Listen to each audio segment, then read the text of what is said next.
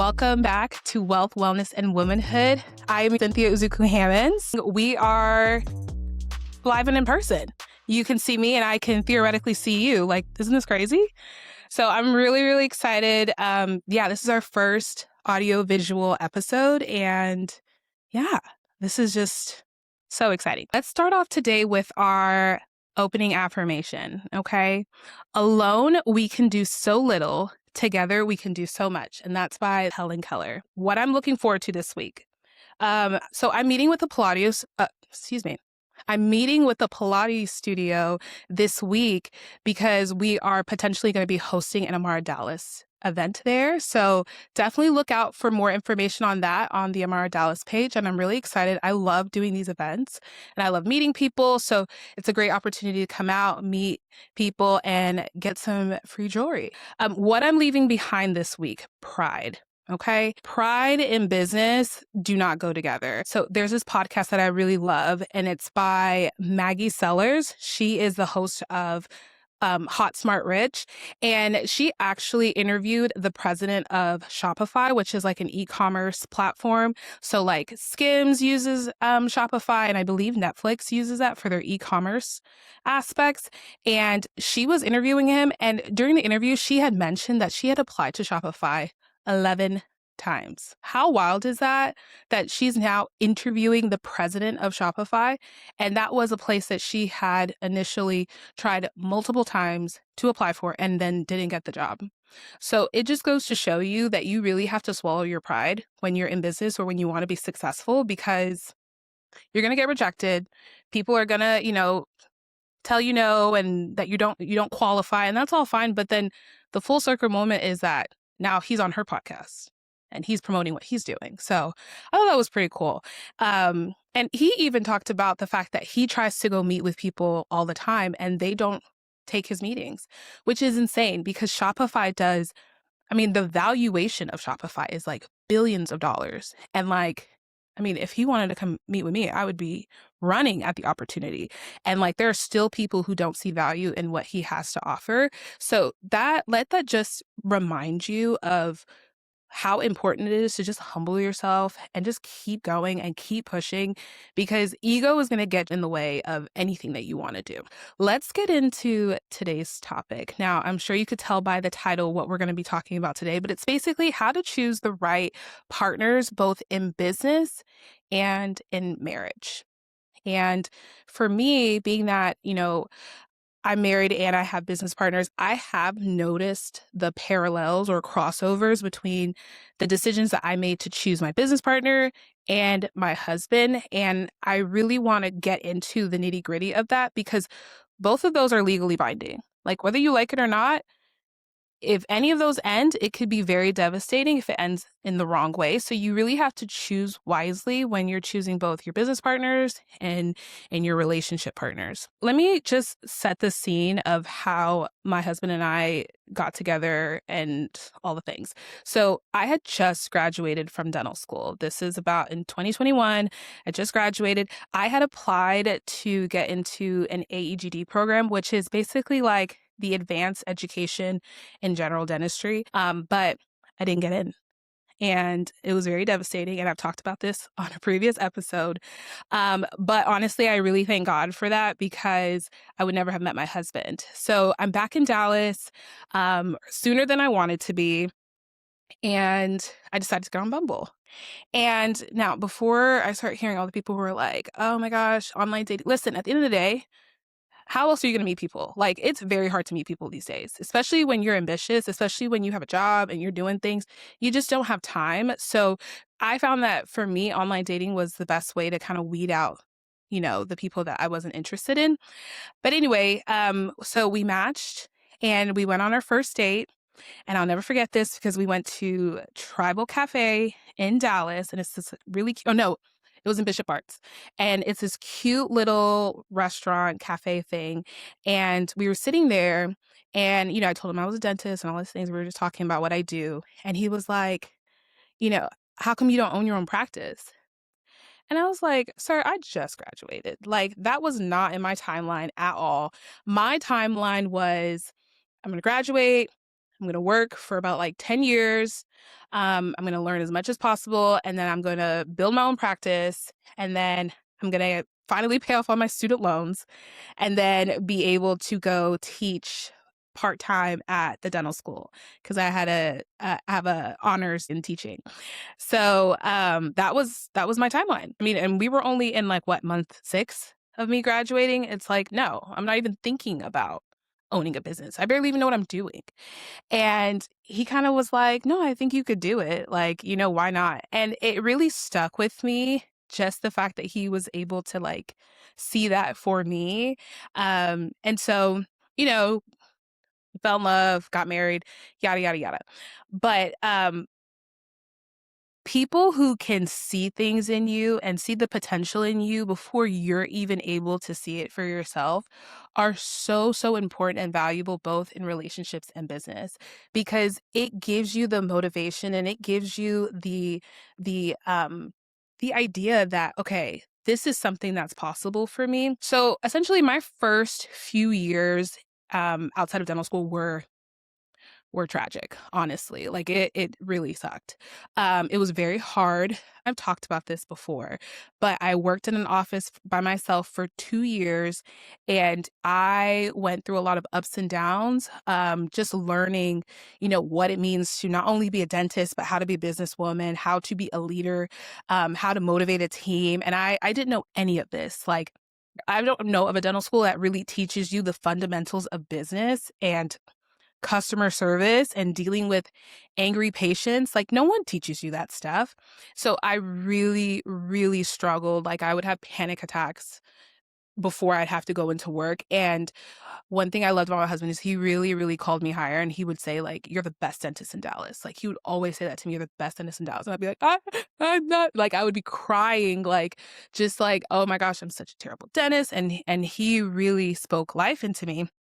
And so eventually I ended up leaving the practice that I was working at and I went to the practice that I'm currently at now to work for my now business partner. And kind of the same thing, like when I was being hard on myself, she would kind of just encourage me. So then at some point, I really started to gain confidence. And I think this is a good lesson for anybody in any industry. When you're first starting, it's going to be a challenge. But as you start to build that confidence, with time, with the mistakes, with the challenges and learning from them, it really helps to build your confidence, though it's coming. But anyway, I got to the point where I was like, you know what? I open my own practice. Like I could do this by myself. And so I talked to the company that I worked at and I reached out to them to let them know I was interested in partnering with them to open up like a de novo practice. And they were immediately like, yes, let's do it. They've been watching me all these years. I had made it very clear from the get-go that that was something I was interested in the future, but now I felt like I was ready. And so I immediately told my business partner, I said, hey, listen, this is my goal. Like, I want to be an owner. I don't want to be here I don't want to be here forever. So, I'm just letting you know now, this is what that timeline looks like. And I feel like she really appreciated my honesty because up until that point, I had been very transparent with her. If there was a problem that I felt like, hey, the office needed to change in this direction one way or the other, she listened, she took it. And I saw that she made action. She may not have necessarily did every single thing that I said, but I could tell that she was intentional about receiving feedback. It's a really important thing to look for when you are looking at business partners, and I'll get more into that later. But once I let her know that the opportunity has been made available to me, that there was, in fact, an office that was going to be opening and that I could come on to partner as a practice owner, she immediately offered me a partnership deal and equity in the office. And I remember I was shocked. I cannot forget, I was driving from work. And at the time, I was doing like over an hour commute to work from home. And she called me and she's like, hey, I want you to think about this. How about you come alongside me and partner with me in this office? And she's like, just take your time to think about it. You don't have to say anything now.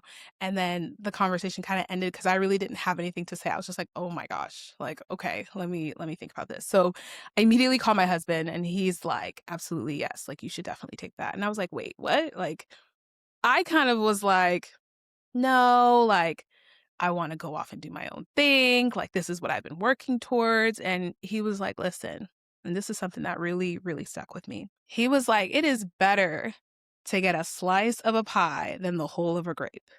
This is a practice that has been established, that has a great reputation in the community. It is already profitable.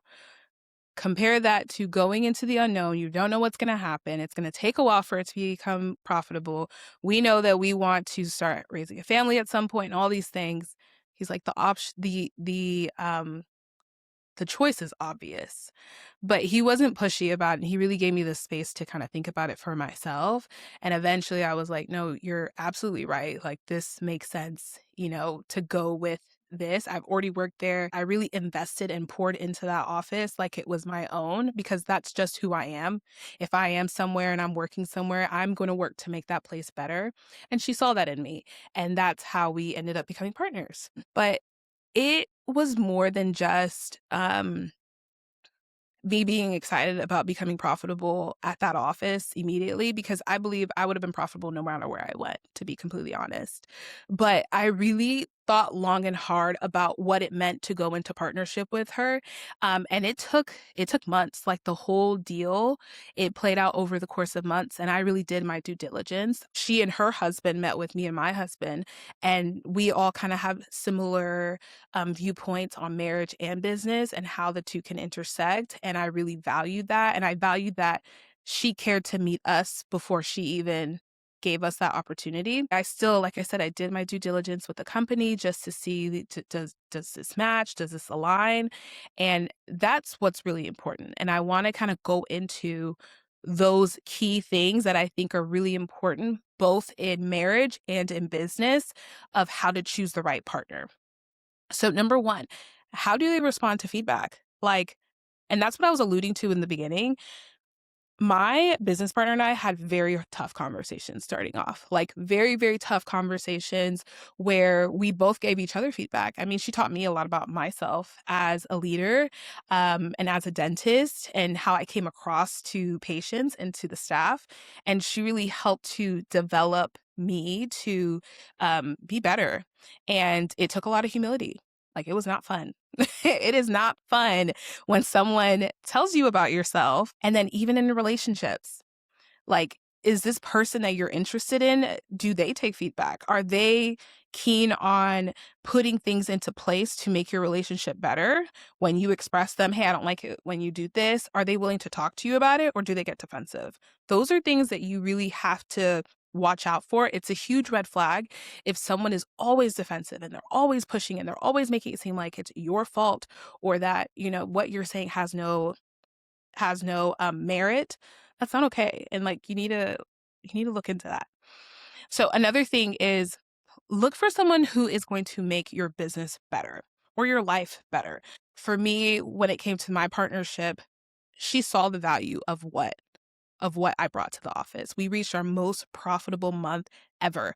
The office has been around for, I think, about 10 years, and that was our best, most profitable month.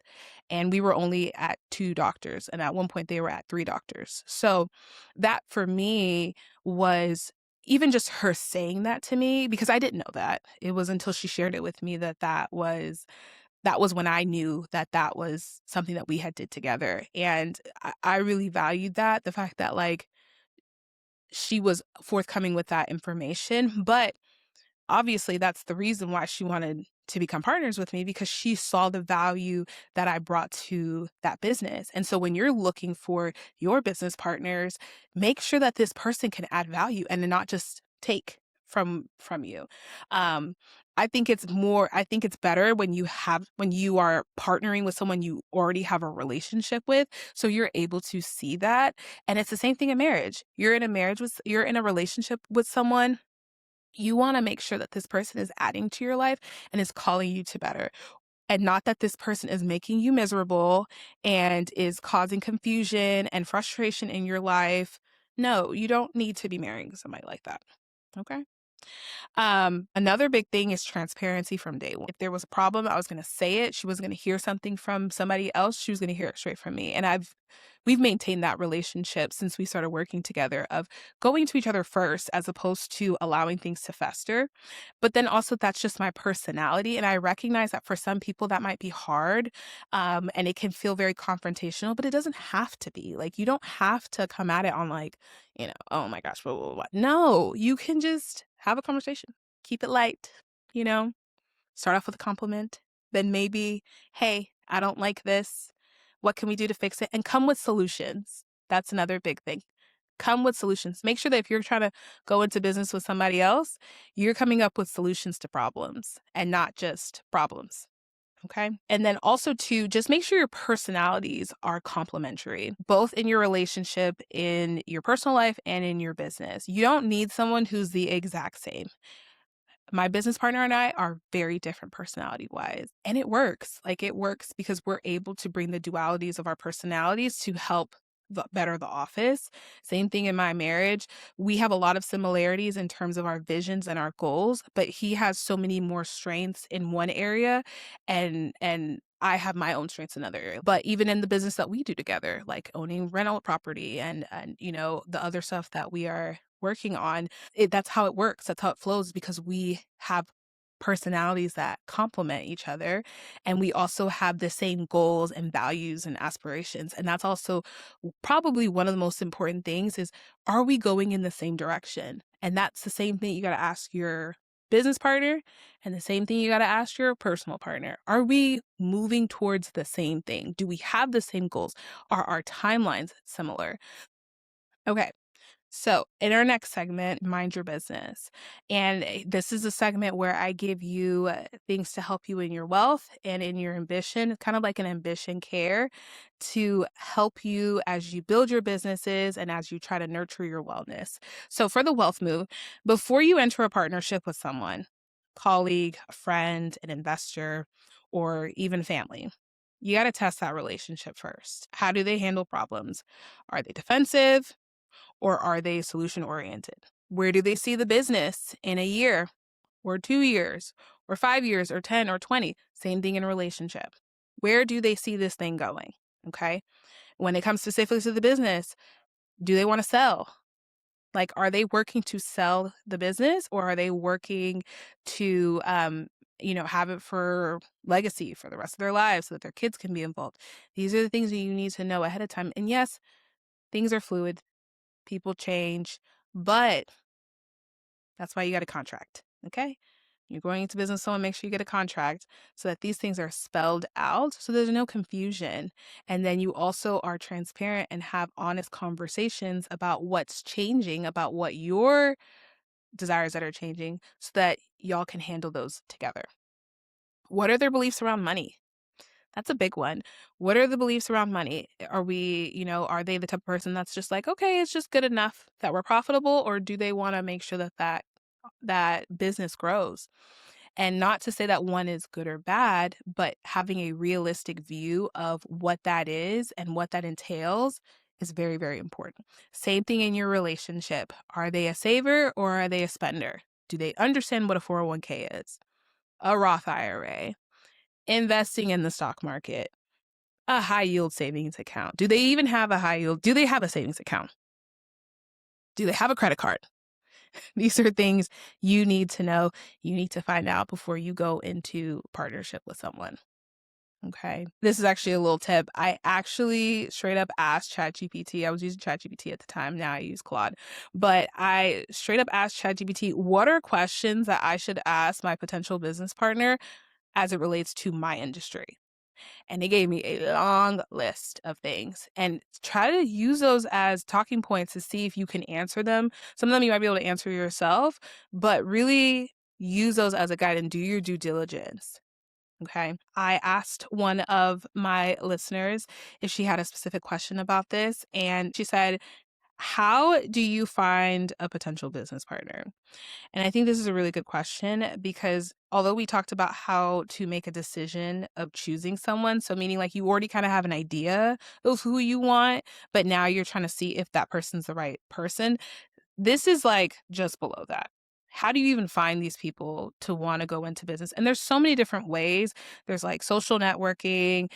There are events that you can go to, but beyond just networking, building relationships with people. I think that that's a good place to start, whether you're looking for a business partner or not. If you're building a business, you need to start building relationships with people and start getting interested in what other people are doing and not just how it benefits you, but also how you can help them. That's huge.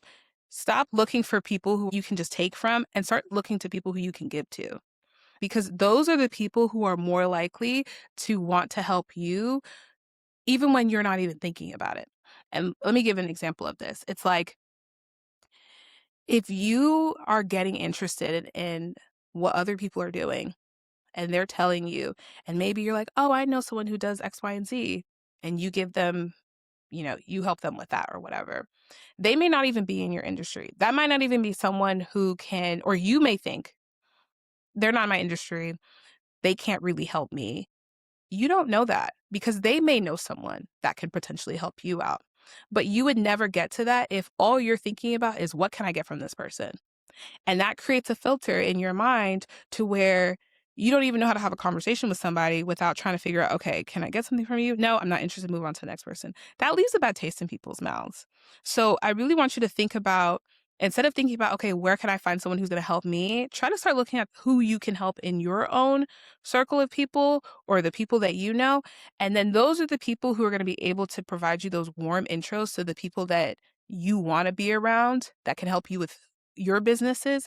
That's how you're going to get those. You need to start building relationships with people and not just simply networking. And nothing's wrong with networking, but actually show interest in people and what they're doing and not just, hey, my name is this, so, and I do this, and that. Are you looking to buy, are you looking to buy a house? Are you looking to buy this car? Like, calm down, slow down. Okay. Nobody likes that. But yeah, and also to just being honest with people about what you're building and what you're trying to achieve. I think that's also a really good way to, the more times you're telling people about your goals and your aspirations, that's how people can help you. Because there are a lot of good people in the world who really want to help, but they won't know if you don't tell them. Um, so tell people what you need and what you're looking for. Otherwise, how are people going to know that they need to help you? And this is why I talk about finding a peer system. I actually talked about this in the previous episode, and I definitely want you to take a listen to it. It's about how to find your right community. A peer system and a support system are two different things. Most women who are super ambitious have some level of a support system because you need it. You need a support system in order for you to even feel confident enough to do whatever it is that you're wanting to do or achieve whatever it is you're wanting to achieve. But a lot of women don't have a peer system. And a peer system, it's a group of people who have similar interests as you, who are doing similar things as you, maybe in your industry or adjacent to your industry, or people who are several steps ahead of you, or even maybe a little bit of a step behind you, but we're all moving in the same direction, right? So not necessarily industry, but we're kind of moving in the same direction. Those are the people that you want to be in your peer system because they're the ones who can help you when you're struggling, when you need advice about something, not your support system, because your support system, they can only support you as much as they can see, as much potential as they can see. But beyond that, you need people who you can see from them, okay, this is where I'm going to next. And I can actually visualize, okay, this is the next step. Because the people in your peer system are the people that you're going to want to build with. Thank you guys so much. I had such a great time, as always. Definitely share this episode with someone you know who is building something or who is looking to expand their business. I really appreciate all the comments and the likes and the reviews that you leave. It really does help if you follow the podcast. So go ahead and follow the podcast. It's available on Spotify and Apple. And then this video will also be available on the YouTube channel. So I hope that you get to watch it. Like I said, leave me a review if you really like this because it definitely helps with the podcast and it being pushed out. And to celebrate our first ever video podcast, I am going to do a little bit of a giveaway. So the first 3 people who can write me a review or a comment, screenshot it and DM me at sin_Hammonds. Send me a picture of your the screenshot. I will send you a Wealth, Wellness, and Womanhood PR box with some of my favorite goodies and some Amara Dallas jewelry. So really look forward to that. I can't wait to see you next time. And thank you so much. Bye.